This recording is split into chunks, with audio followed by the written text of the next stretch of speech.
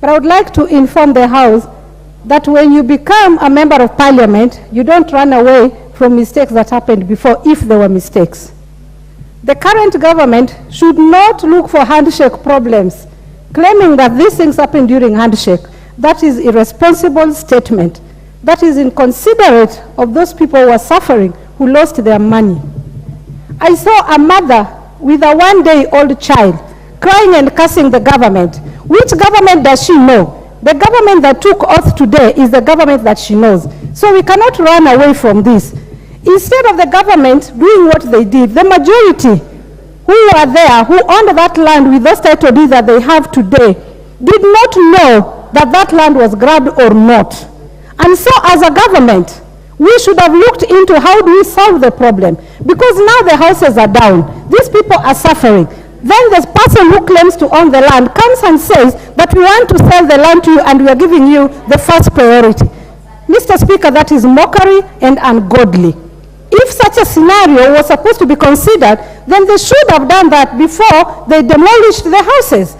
So what they are doing now is just adding insult to injury. And these kind of things are going to happen. Next day we'll hear of another house. Next year we'll hear of another home. We'll hear of another land that was grabbed or not grabbed. The bottom line is, as the government sits down and demolish these houses, how about those other houses that are there and the title deeds are 3 or 4 out there?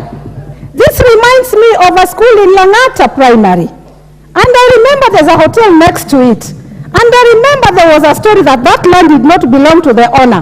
What happened to that situation? That hotel was not brought down. That school was not compensated when their children or the parents, when their children were tear gassed. They were not compensated.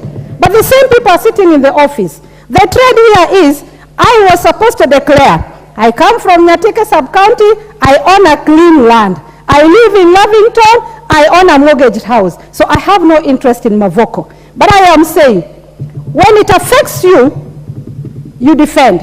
When it doesn't affect you, you throw emotion and tantrums and blame the previous government. Those who have spoken here spoke with emotions and threats and bad words and unsympathetic words because their houses were not brought down.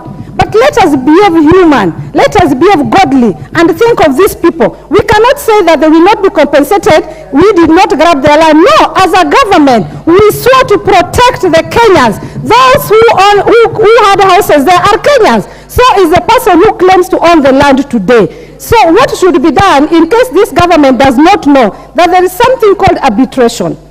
We should bring the person claiming the land and the other person saying he has a right title deed and arbitrate and see the way forward so that majority of Kenyans do not suffer. And if I may use, there is a rule of the jungle that the majority win. I think the person who claims to own the land today is one. Majority were demolished. In such a scenario, we should listen to the majority. The economy is hurting already, and we cannot just give one person priority over poor, innocent Kenyans. Let us be sympathetic with the Mavoko people, and as a government, you inherit whatever you got from the previous regime because you did not come with any constitution. The same constitution you found is the same constitution that will guard wananchi. So I beg this government to consider the Mavoko people and compensate them. It was not their mistake. It was a mistake of the government. And the government is one. The government is not Uhuru, Kenyatta or Ruto. The government is not Moi or Kibaki. The government is the government of Kenya. So take responsibility and compensate these people. And again, guard future issues not to happen again. Thank you, Mr. Speaker.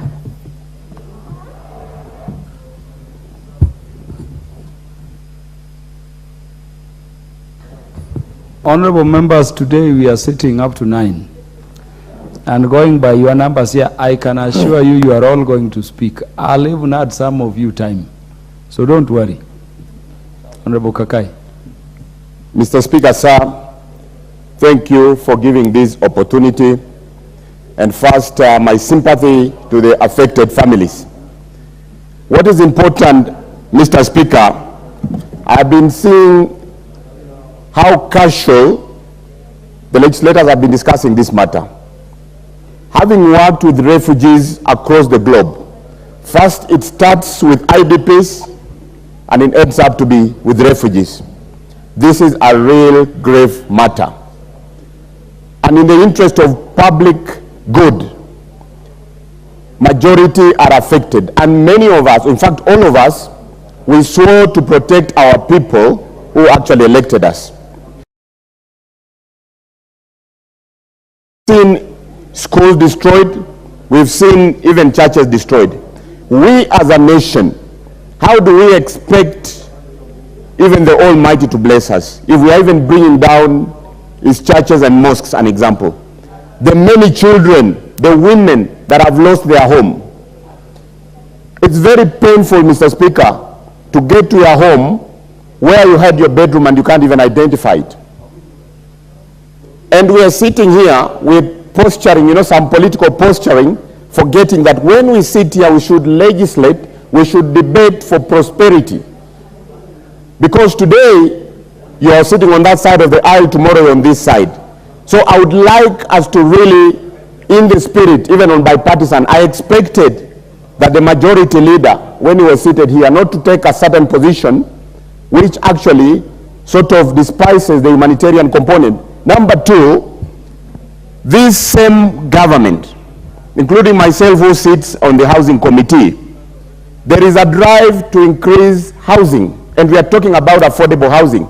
These are Kenyans who have actually taken loans. They have put their homes there. Some of them are retiring. Where do you expect those